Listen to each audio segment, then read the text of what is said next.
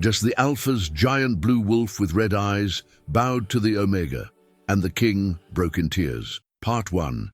The Cursed Prince. The kingdom of Valdris had known 3 generations of peace until Prince Theron returned from the Northern Wars. He came back victorious, but those who greeted him at the gates noticed something fundamentally changed in their crown prince. His golden eyes, once warm as summer honey, now flickered with crimson shadows when anger stirred. His movements, previously graceful and measured, carried the restless energy of a caged predator. The curse had taken him on the final battlefield when he'd slain the Witch Queen Morgantha to end the war. With her dying breath, she'd pressed her bloodied palm to his chest and whispered words in the old tongue that burned like acid through his veins. "Since you fight like a beast for your throne, as a beast, you shall defend it." That first transformation happened before his entire war council. As the moon rose full and bright, Theron's body contorted in ways that defied nature.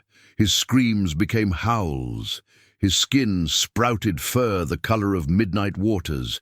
He grew until he towered 3 times the height of a man, a monstrous wolf with a coat of impossible blue that seemed to swallow light itself. But most terrifying were his eyes, burning red like fresh blood, like the fires of war he'd kindled across the northern territories. His father, King Aldwin, aged 10 years that night. The court scattered. Guards drew swords they dared not use, and Theron, trapped in the body of a monster, fled into the forest, his howls echoing across the valley like a death knell. By dawn, he returned human, naked and shivering at the palace gates. But the damage was done. Word spread like wildfire through the kingdom. Their prince was cursed, marked by dark magic, transformed into a creature of nightmares. The blue wolf became a symbol of divine punishment for the bloodshed of war. Parents told children to stay indoors when the moon rose. Merchants closed shop early. Even the bravest knights found reasons to patrol elsewhere when darkness fell. King Aldwin consulted every healer, mage, and wise woman in the realm. They attempted countless rituals, potions, and incantations. Nothing worked. The curse held fast, and each full moon brought the transformation. Theron learned to lock himself in the reinforced chambers beneath the palace, where his howls were muffled by stone and earth. But the people knew. They always knew. The prince withdrew from court life. He stopped attending state dinners, stopped reviewing troops, stopped everything that had once given his life meaning. He spent his days in the library, desperately searching ancient texts for any mention of curse-breaking. He grew gaunt from lack of sleep, terrified of what he might do if the wolf ever broke free in a populated area. "You're still my son," King Aldwin would say, standing outside the reinforced door as his child transformed within. But Theron could hear the tremor in his father's voice, could smell the fear even through stone walls. Everyone feared him now. Even those who claimed to love him couldn't hide their instinctive recoil when he entered a room. He was no longer Prince Theron the Victorious. He was the cursed prince, the Blue Wolf, the monster of Valdris. Part 2. The Omega's arrival. 3 years into the curse, desperation drove King Aldwin to darker measures. The oracle of the Eastern Temples, ancient beyond memory, spoke through incense smoke and rattling bones. The beast requires a sacrifice, pure of heart, strong of spirit, an Omega to tame what Alpha rage has wrought. The kingdom's Omegas were gathered, not by force, the king insisted, though everyone understood the weight of a royal request. They came from every corner of Valdris, daughters of nobles hoping to gain favor, ambitious merchants' children seeing opportunity, and common folk who simply had no choice when the king's guards arrived at their doors. Among them came Lyra, though she hardly looked the part of a sacrificial offering. She was neither the most beautiful nor the most graceful of the gathered Omegas. She walked with a slight limp from a childhood fall, and her clothes, while clean, showed the careful mending of someone who owned little. She was the daughter of the castle's head gardener, technically part of the court, but so far beneath notice she might as well have been invisible. The selection process was elaborate ritual theatre. The Omegas were presented to Prince Theron during daylight hours, when he maintained his human form. He sat rigid on his throne, his face a mask of controlled anguish as each young woman was paraded before him. Some simpered, some trembled, some tried to appear brave. Theron rejected them all with a voice gone hoarse from screaming through transformations. "This is cruelty," he told his father privately. "You're asking me to condemn an innocent to death or worse. The Oracle says—" "The Oracle speaks in riddles and profits from desperate kings," Theron snarled, and his father stepped back as his son's eyes flashed red. "I won't take a bride just to watch her run screaming when she sees what I become." But King Aldwyn's desperation had reached its peak. The neighboring kingdoms were beginning to mass troops at the borders, sensing weakness. A cursed prince couldn't hold a throne. A monster couldn't lead men. If Theron wasn't cured soon, Valdris would fall either to invasion or civil war. It was then that the king made his darkest decision. If his son wouldn't choose, then fate would. The next full moon, an Omega would be sent to the wolf's chambers. "Let the beast decide," the king declared, though his hands shook as he signed the decree. The lots were drawn. The small ivory stones clicked like bones as they tumbled in the ceremonial bowl. Each Omega drew one, most coming away with smooth white stones that meant reprieve. But Lyra's stone was black as night, marked with the ancient rune for sacrifice. The other Omegas gasped. Some cried with relief that it wasn't them. A few noble daughters actually looked disappointed, having convinced themselves they could be the one to break the curse and become queen. But Lyra simply looked at the stone in her palm with an expression of quiet contemplation, as if she'd been expecting this all along. "You can't send her to that monster!" one of the older servants cried out, breaking protocol. "She's just a gardener's daughter. She doesn't deserve—" "Silence!" the king commanded, though his voice cracked. "The lots have spoken. The girl will be prepared." Lyra was taken to chambers she'd only cleaned before, never occupied. Handmaidens bathed her in rosewater and oils, dressed her in a gown of midnight blue that matched the color of the wolf's fur, a detail that seemed more like preparation for a funeral than a wedding. They braided moonflowers into her dark hair, their white petals stark against the black strands. She submitted to it all without protest, without tears, which unnerved the servants more than hysteria would have. "Aren't you afraid?" one young maid whispered, unable to help herself. Lyra considered the question. "I've been afraid my whole life," she said quietly. "Afraid of not having enough food, afraid of losing our position at the castle, afraid of 100 small disasters that come with being powerless. At least this fear has a face. That makes it easier to bear." The maid didn't understand, but Lyra hadn't expected her to. Only those who'd lived with constant, gnawing uncertainty could understand that sometimes a single, enormous terror was almost a relief compared to death by 1,000 worries. Part 3. The Night of Transformation. As the full moon rose, the castle fell silent. Even the night birds seemed to sense what was coming and ceased their songs.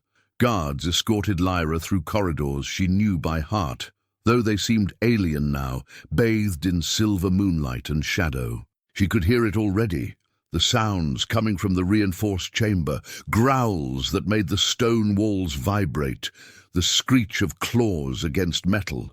Prince Theron had tried to refuse, tried to barricade himself in rather than risk harming an innocent. But the transformation was already beginning, and in his weakened state, the guards had overwhelmed him, locking him in the sacrificial chamber, a room specifically designed for this night, with observation slots for the court witnesses who were required to watch, to verify that the sacrifice had been made. "Please," Theron had begged as they dragged him in, his body already beginning to contort. "Don't do this. I'll kill her. I won't be able to stop myself." But the heavy doors had already closed. Now Lyra stood before those same doors as they were opened just wide enough for her to slip through. The guards wouldn't meet her eyes. One was crying silently, tears streaming down his weathered face. She recognized him, Stefan, who used to sneak her extra bread when she was a child. "Run," he whispered. "When you get in there, just run. Make it quick." But Lyra stepped through the doorway with her head held high. The chamber was vast, meant to give the wolf room to rage without breaking free. Moonlight poured through a barred skylight, illuminating the creature that had once been Prince Theron. The blue wolf was even more terrifying than the stories claimed. Its fur seemed to absorb light, while simultaneously glowing with an inner luminescence like deep ocean water. Its red eyes burned with an intelligence that was both human and utterly alien. And it was enormous. When it stood on all fours, its shoulder reached higher than a mounted knight. The wolf noticed her immediately. Its massive head swung toward her, lips pulling back to reveal teeth longer than her fingers.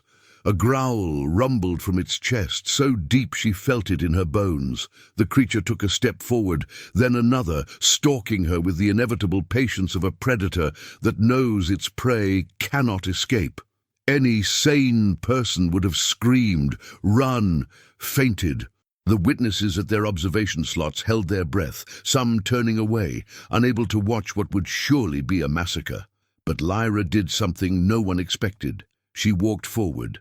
Not quickly, not aggressively, but with the same steady pace she used when approaching a spooked horse in the stables.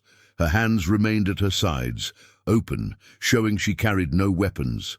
Her breathing stayed even, though her heart thundered in her chest. The wolf stopped, confused. Its head tilted, those burning red eyes studying her. It had expected fear, flight, all the things that triggered a predator's instinct to chase and kill, but this small, limping woman just kept walking toward it. "Hello, Theron," Lyra said softly. The wolf's ears flattened against its skull. A whine, strange from such a massive creature, escaped its throat. "I know you're in there," she continued, still approaching. "I've been watching you for years, you know. Not the way the courtiers watch, hoping to gain favor or position. I watched because I could see how heavy the crown sat on your head, even before the curse. I saw you sneak food to the stable boys during the winter famine, thinking no one noticed. I saw you practice sword work until your hands bled because you thought if you were perfect enough, strong enough, you could protect everyone." The wolf backed up a step, its massive frame trembling. The witnesses gasped. They'd never seen the beast retreat from anything. "I saw you cry when your horse died, the one you'd raised from a foal. You hid in the garden, in the rose arbor, where you thought no one would find you. But that's my father's domain, and I was tending the late-blooming varieties. You apologized for disturbing me, even though you're a prince and I'm nobody. You helped me tie up the climbing roses and told me about your horse, how she used to steal apples from your pocket." The wolf made a sound that was almost a sob, its massive body shaking, but Lyra kept walking, closing the distance between them. "And I saw you after you came back from the war, not just the curse. Everyone saw that. I saw the guilt eating you alive, the way you flinched when they called you victorious, the way you stopped sleeping even before the transformation started. You carry every death on your shoulders, don't you? Every soldier who didn't come home, every enemy you had to kill. That's the real curse, isn't it? Not the wolf. The wolf is just the shape of the guilt." She was close enough to touch it now. The wolf towered over her, its breath hot enough to move her hair. Those red eyes were locked on hers, and in them she saw not a monster, but a soul in agony. "They all fear you," Lyra whispered. "But they feared you before, didn't they? They feared your perfection, your strength, the way you made them feel small without meaning to. At least now they have a reason that makes sense to them. It's easier to fear a monster than to fear a man who shows them what they could be if they tried harder." Slowly, carefully, she raised her hand. The wolf could have bitten it off with less effort than breathing. Instead, it stood frozen as her fingers touched its muzzle, gentle as a butterfly landing. "But I'm not afraid of you, Theron. Not the man, not the wolf. Because I know what it's like to be transformed by circumstances beyond your control. I know what it's like to carry shame that isn't yours. My limp, my father tells people I fell from a tree. The truth is, my uncle threw me down the stairs when I was 8 because I wouldn't cooperate. My father killed him for it. Buried him in the garden where the roses grow especially red now. We never speak of it, but we both carry it. Him the killing, me the reason for it." The wolf's eyes widened. A keen, unlike anything the witnesses had ever heard, escaped its throat. Pure emotional pain given voice. "So you see," Lyra said, both hands now cradling the wolf's enormous head, "we're both monsters in our way, both transformed by violence we didn't choose. But here's the secret I learned in my father's garden. Even roses that grow from blood-soaked soil can be beautiful. Even monsters can choose to be gentle." The wolf's legs trembled. Then, slowly, deliberately, the enormous creature lowered itself to the ground, not in submission, not in defeat, but in trust.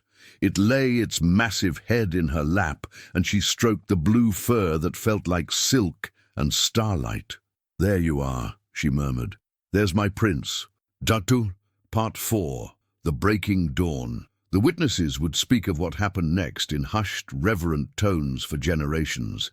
The Omega and the wolf stayed like that through the night. She sitting on the cold stone floor, he curled around her like a living fortress. She sang to him, old lullabies her mother had hummed before the fever took her. She told him stories from the servants' quarters, funny tales of kitchen disasters and laundry mishaps that made the wolf huff in what might have been laughter. When the moon began to set and the transformation started to reverse, it was different from every time before. Usually Theron's return to human form was violent, agonizing, accompanied by screams that echoed through the palace. This time it was gentle, like watching ice melt in spring sunshine. The blue fur receded like an outgoing tide. The massive frame slowly, carefully shrank, mindful not to hurt the woman who still held him. And when Prince Theron lay there, human and naked and shivering, Lyra pulled off her own cloak to cover him. He looked up at her with eyes that were gold again, but gold shot through with threads of silver now, like cracks in ceramic filled with precious metal. "You saw me," he whispered, his voice raw. "You saw all of me, and you didn't run."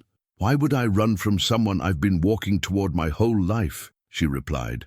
That's when the tears came.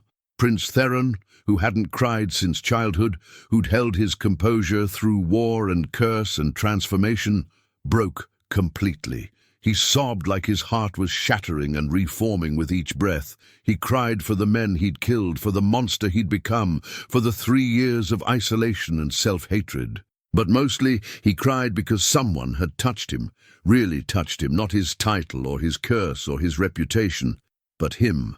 Lyra held him through it all. This prince who could have anyone but had no one. This man who'd been so strong he'd forgotten how to be weak. She held him as the sun rose, painting the chamber gold and rose. When the doors finally opened and King Aldwin rushed in, he found his son asleep in the arms of a gardener's daughter, peaceful for the first time in 3 years. Part 5. The Transformation of a Kingdom. The curse didn't break that night. That's not how real curses work. They don't shatter like glass at true love's first touch. But something fundamental changed. The next full moon, when Theron transformed, Lyra was there by choice. The wolf came to her immediately, laid its great head in her lap, and the rage that usually consumed it was replaced by something else: protection, devotion, peace. Word spread through the kingdom like wildfire, but this time it wasn't fear that traveled. It was wonder. The Omega who tamed the wolf, the gardener's daughter who could walk with monsters, the woman who saw a beast and chose to see a man. King Aldwin offered Lyra titles, gold, lands, anything to keep her close to his son. She refused them all. "I don't need payment to care for someone," she said simply. "That's not how love works." The word hung in the air like a challenge. Love. Not duty, not sacrifice, not even breaking a curse. Just love, simple and complicated and enough. Theron began to emerge from his self-imposed exile. He attended court with Lyra at his side. Not as a noble lady, she refused that transformation, but as herself. The gardener's daughter who advised the prince on matters of state with the practical wisdom of someone who'd seen the kingdom from its roots up. "The people fear you less when they see you cry," she told him one day, after he'd broken down during a memorial for the war dead. Gods and monsters don't weep, men do. The transformations continued, but they became something else.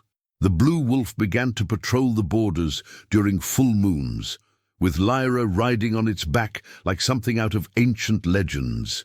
Enemies who might have tested a cursed prince's weakness found themselves facing a guardian beast that fought with human intelligence and inhuman strength. The wolf became not a curse, but a blessing, not a shame, but a shield. The noble families who'd whispered about the cursed prince and his common lover found themselves silenced by a different kind of transformation. Lyra implemented programs she'd learned from the servants' struggles, soup kitchens that operated from the palace kitchens, education programs for common children, healers who served the poor as readily as the rich. She did it all without titles or official position, just the prince's ear and the wolf's protection. "You're transforming the kingdom," Theron told her one night as they stood in the garden where roses grew red over buried secrets. "No," she corrected. "I'm just tending it properly. Your father was so focused on the flowers, the nobility, the appearances, the grand gestures, he forgot that a garden's health starts in the soil. The common people are the soil, Theron. If they're not healthy, nothing else can truly bloom." Part 6. The Wedding of Wolf and Gardener. It took 2 years for Theron to propose, and when he did, it wasn't with the grand gesture everyone expected. No public declaration, no elaborate ceremony. He found her in the garden at dawn, her hands dirty from planting, her hair escaping from its practical braid. "Marry me," he said, falling to his knees in the rich earth she'd been tilling. "You'll ruin your clothes," she observed, but she was smiling. "Lyra, please." "I can't be your queen," she said gently. "The nobles will revolt. The neighboring kingdoms will see it as weakness. Your father—" "My father has already agreed. The nobles can learn to accept it or find other positions. And the neighboring kingdoms have learned to fear the blue wolf enough that they won't test us. But none of that matters. If you don't want—" She kissed him, tasting tears on his lips. "I didn't say no. I said I can't be your queen, but I can be your wife, if you'll have me as I am. The gardener's daughter who talks to wolves." The wedding was unlike anything Valdris had seen. It took place at the full moon, in the great courtyard under the stars. Theron stood at the altar in human form as Lyra approached, wearing not a white gown, but a dress of deep forest green, embroidered with silver wolves and golden roses. As she reached him, the transformation began. The crowd gasped, some stepping back, but Lyra had insisted on this. "Let them see," she'd said, "let them see that I choose all of you." As Theron changed, Lyra stayed beside him, her hand on his shifting form, grounding him through the pain. When the blue wolf stood complete, she placed a crown of moonflowers on its great head and spoke her vows to the beast. "I take you as you are," she said, her voice carrying across the silent courtyard. "Man and wolf, prince and monster, broken and healing. I promise to walk beside you through every transformation, to see you when you cannot see yourself, to love the parts of you that you think unlovable. I promise to tend our garden together, whether it grows roses or thorns." The wolf lowered its massive head, and when it touched her forehead with its muzzle, everyone present would later swear they heard it speak a single word: forever. When dawn came and Theron returned to human form, he spoke his own vows through tears. "You saw me at my worst, and called it my best disguised by pain. You touched the monster and found the man. I promise to spend every day earning the gift of your sight, to protect you not because you're weak, but because you're precious.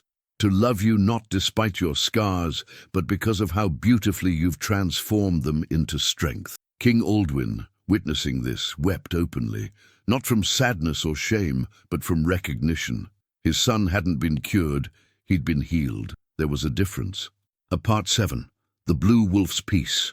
The first year of marriage brought changes no one could have predicted. The curse began to shift, evolving in ways the Oracle hadn't foreseen. Theron could still transform at will now, not just at the full moon. The wolf remained blue, remained enormous, but the red eyes had softened to silver when Lyra was near, only burning crimson when defending the kingdom.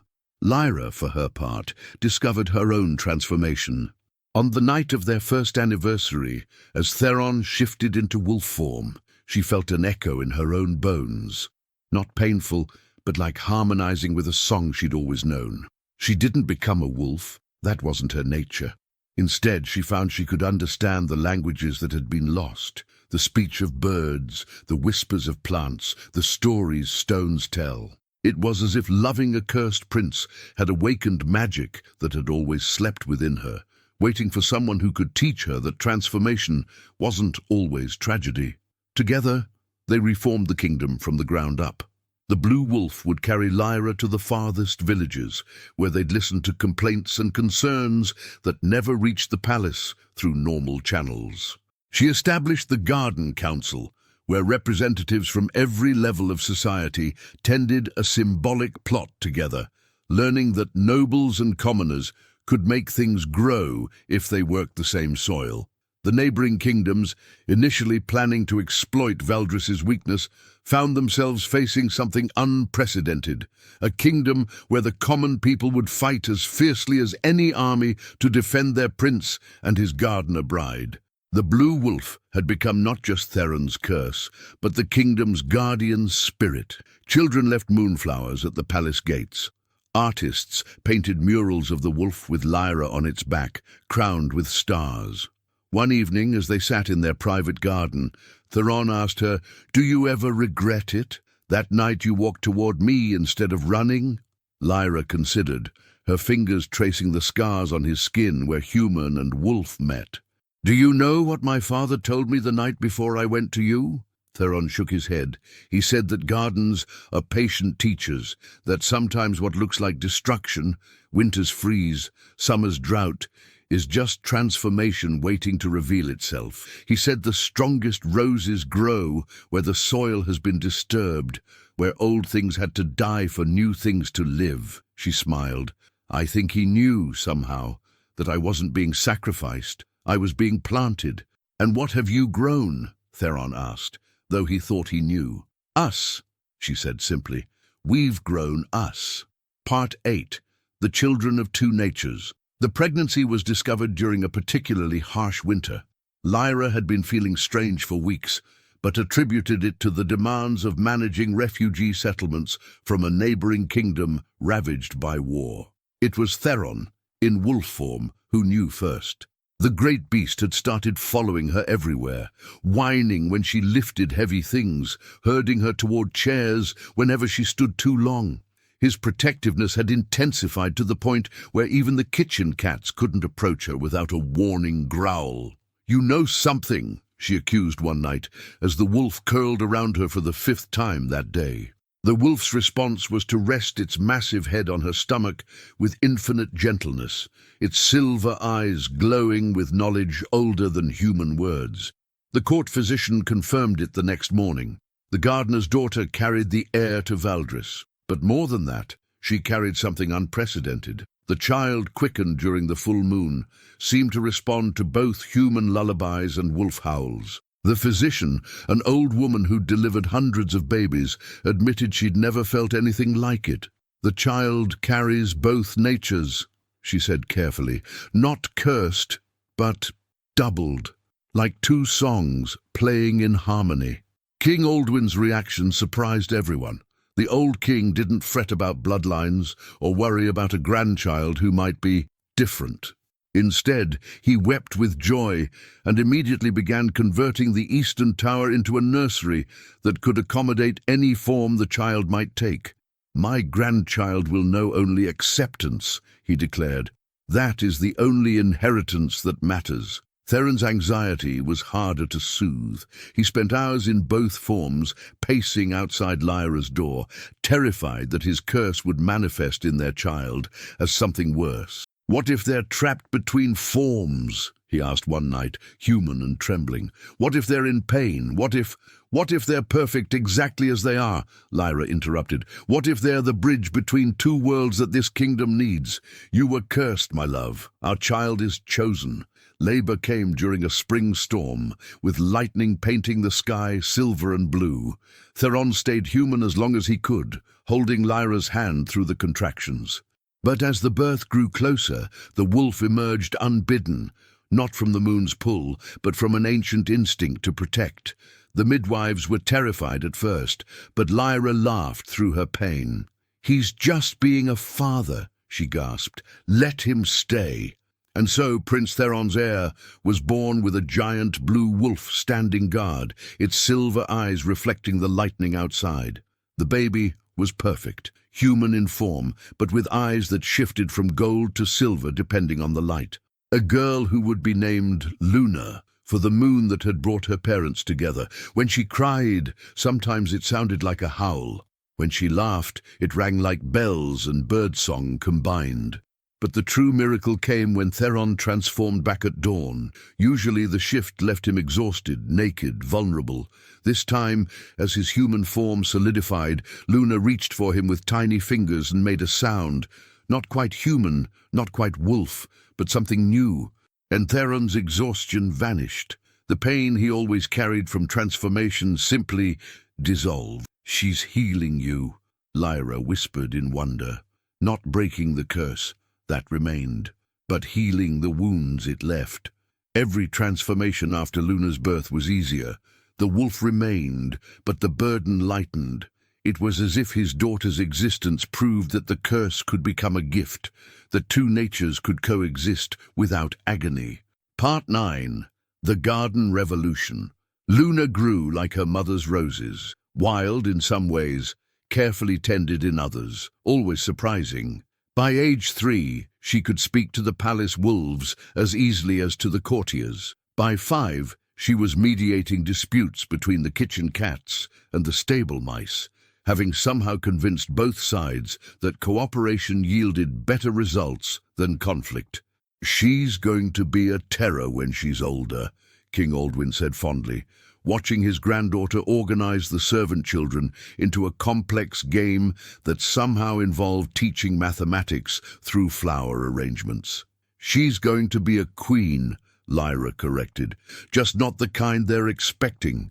The kingdom had transformed under Lyra's influence, but Luna's presence accelerated everything. The sight of the tiny princess riding on the blue wolf's back, braiding flowers into its fur while discussing trade agreements — she'd been sitting in on council meetings since she could talk — became the symbol of Valdris's new age. Other kingdoms sent spies, expecting to find weakness to exploit. They returned with reports that made no sense to traditional monarchs. The commoners were educated. The nobles worked alongside servants during harvest. The army trained with the city guard, who trained with the farmers, creating a defense force that knew every inch of the land they protected. And at the center of it all, a gardener queen who refused a crown, a cursed prince who protected rather than ruled, and a child who seemed to embody the future itself. It won't last, neighboring kings assured themselves. Such radical changes never do.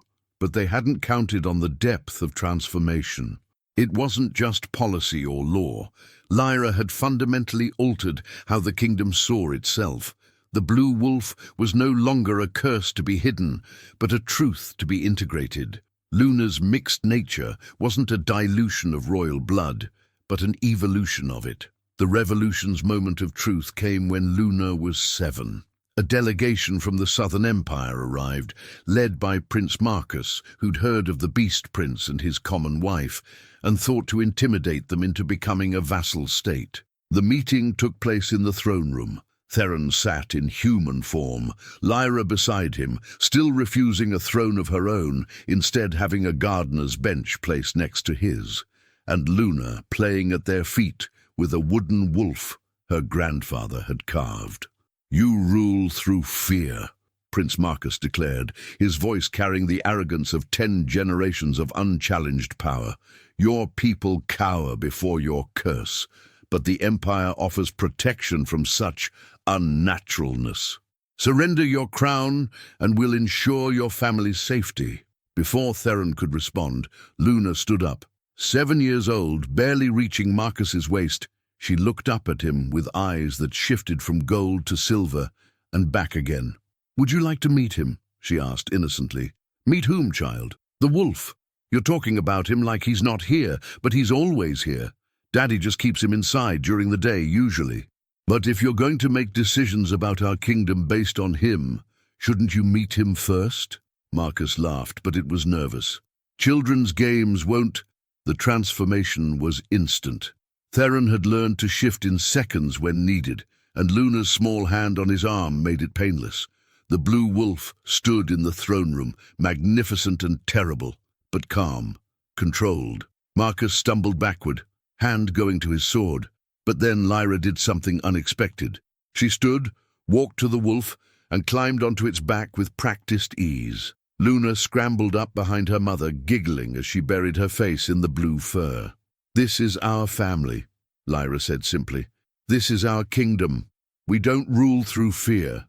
We lead through transformation, through accepting what others would hide, through finding strength in what others call weakness. Your empire offers protection from unnaturalness.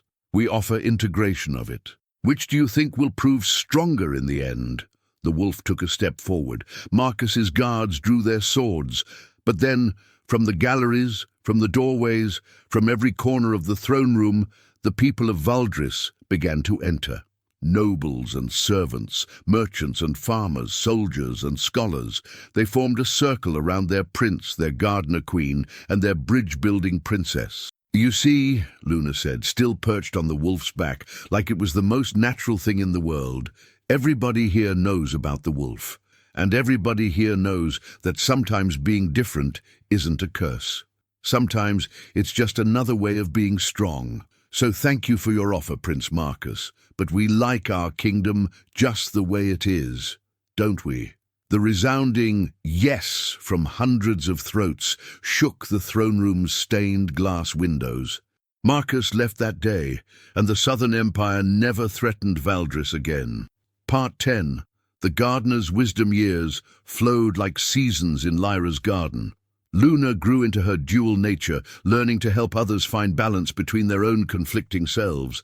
She never transformed into a wolf, but something else. She could become a bridge, literally seeing both sides of any conflict, understanding every perspective until solutions grew like flowers from properly tended soil.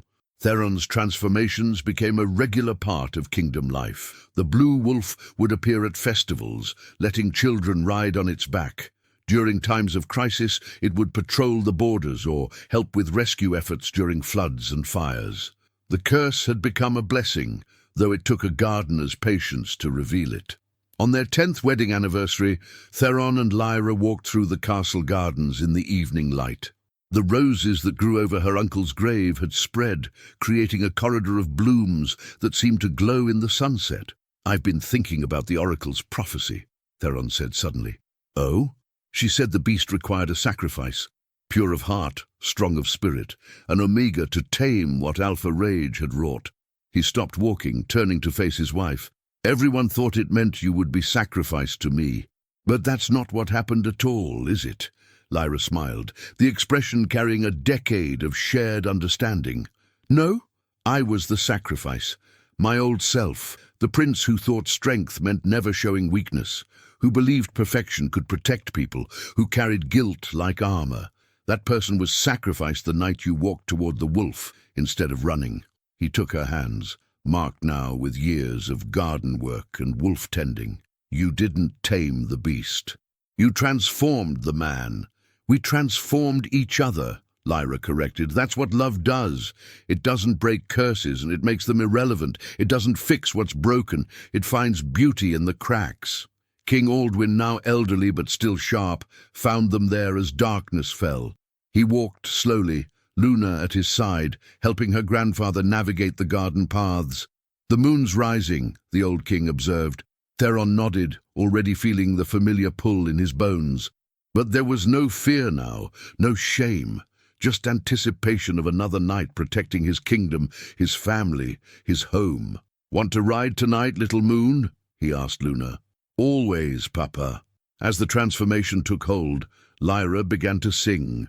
The same lullaby she'd sung that first night when a gardener's daughter had chosen to see a man in a monster. Luna joined in, her voice harmonizing in impossible ways. King Aldwin hummed along, his aged voice adding depth to the melody. The blue wolf stood complete under the stars, no longer alone, no longer feared. Lyra climbed onto its back with the ease of long practice, Luna settling in front of her. The king placed a gentle hand on the wolf's great head, a gesture of blessing and acceptance 10 years in the making. "Shall we patrol the kingdom?" Lyra asked. The wolf's response was to throw back its head and howl, not in anguish or rage, but in pure joy. Across Valdris, other howls answered, not from wolves but from people. The kingdom had learned its prince's language, had chosen to speak both human and beast. They ran through the night, the wolf, the gardener, the bridge-building child, through villages where windows opened so people could wave, past fields where farmers had left moonflowers at the edges of their crops, along borders where enemy scouts watched in awe and reported back that Valdris was protected by something more powerful than armies. It was protected by transformation, accepted, love, proven, and the unbreakable bonds between those who choose to see beauty in what others call monstrous. Epilogue: the legend grows. 20 years after that first night when Lyra faced the wolf, bards across 12 kingdoms sang the tale differently. Some emphasized the romance, the beauty who tamed the beast. Others focused on the politics, the commoner who revolutionized a kingdom. A few even claimed the wolf had been an illusion, a clever manipulation by a cunning prince and his even more cunning wife. But in Valdris, they knew the truth. It hung in the tapestries Lyra had commissioned, showing not a prince or a wolf, but both, interwoven so completely you couldn't tell where one ended and the other began. It lived in the Garden Council, where nobles and commoners argued and laughed and governed together. It breathed in Princess Luna's revolutionary treaties, which recognized that all nations carried their own curses and their own gifts, and prosperity came from integration, not dominance. Theron still transformed at every full moon, by choice now rather than compulsion. The blue wolf had grey in its muzzle, silver threads through the midnight fur that matched the silver in his human hair. But it remained strong, remained protective, remained a symbol of what happened when you faced your monsters with open hands instead of drawn swords. Lyra's gardens had spread throughout the kingdom. Every village had one now, tended by people who'd learned her philosophy. Sometimes the most beautiful things grow from the darkest soil. Sometimes what looks like a weed is medicine waiting to be discovered. Sometimes a curse is just a gift that hasn't found its purpose yet. Luna, now grown and married to a scholar who loved her shifting eyes and diplomatic howl laugh, was teaching her own children the family wisdom. Her son had been born during an eclipse, carrying an even stranger gift. He could transform not himself, but situations, turning conflict into cooperation with a touch and a word. Her daughter was still too young to show her nature, but sometimes when she laughed, flowers bloomed out of season. "Tell us the story," the children would demand of their grandparents. "Tell us about the night grandmother faced the wolf." And Lyra would smile, her hair white now but her eyes still sharp as garden shears, and begin, "Once there was a prince who thought his curse made him a monster, and a gardener's daughter who knew that monsters were just men who hadn't been properly loved." But Theron would interrupt, as he always did, with his own version. "Once there was a gardener who walked into darkness carrying nothing but understanding, and taught an entire kingdom that transformation isn't tragedy, it's just another word for growth." The children would argue about which version was true, not understanding yet that both were, that truth could carry multiple forms just like their grandfather. They'd fall asleep to their debates, and the blue wolf would check on them during his nightly patrols, nosing open their door with infinite gentleness. On the last page of the court records, in Lyra's own hand, was written the truth that encompassed all truths. The Alpha's giant blue wolf with red eyes bowed to the Omega, and the king broke in tears, not because a curse was broken, but because he finally understood it never needed to be. Love doesn't conquer monsters. It reveals they were always men. And sometimes, if you're very lucky and very brave, it shows that the monster and the man were both just different faces of something beautiful, waiting for someone with eyes to see it. The record ended with a postscript, added in Luna's flowing script. In our kingdom, we do not fear the wolf. We ride it into tomorrow, flowers braided in its fur, knowing that every curse is just a transformation, waiting for the right gardener to tend it. And in the margins, in a child's crayon scrawl, the newest generation had added, "Great-grandfather still howls at the moon, great-grandmother still sings him to sleep." And everyone in Valdris knows that's what love looks like. Not perfect, not cured, but transformed and transforming, forever and ever, like roses growing over old graves, beautiful because of the darkness they've grown through, not despite it. The blue wolf runs still through Valdris, silver-eyed when calm, red-eyed when defending. On its back rides a lineage of gardeners who know that the secret to breaking a curse is not to break it at all, but to tend it until it blooms into something else entirely. And in every garden in the kingdom, moonflowers grow beside roses, their white petals glowing in darkness, proving that some things can only be seen clearly when the world transforms under the moon's patient light.